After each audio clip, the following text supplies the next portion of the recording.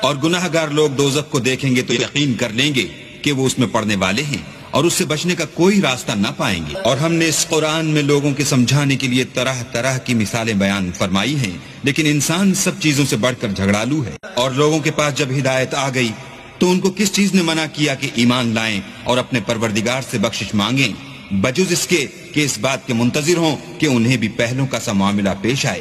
یا ان پر عذاب سامنے موجود ہو۔ اور ہم جو پیغمبروں کو بھیجا کرتے ہیں تو صرف اس لیے کہ لوگوں کو اللہ کی نعمتوں کی خوشخبریاں سنائیں اور عذاب سے ڈرائیں، اور جو کافر ہیں وہ باطل کی سند سے جھگڑا کرتے ہیں تاکہ اس سے حق کو پھسلا دیں، اور انہوں نے ہماری آیتوں کو اور جس چیز سے ان کو ڈرایا جاتا ہے ہنسی بنا لیا۔ تو اس سے ظالم کون جس کو اس کے پروردگار کے کلام سے سمجھایا گیا تو اس نے اس سے منہ پھیر لیا، اور جو اعمال وہ آگے کر چکا اس کو بھول گیا۔ ہم نے ان کے دلوں پر پردے ڈال دیے کہ اسے سمجھ نہ سکیں، اور کانوں میں ثقل پیدا کر دیا ہے کہ سن نہ سکیں۔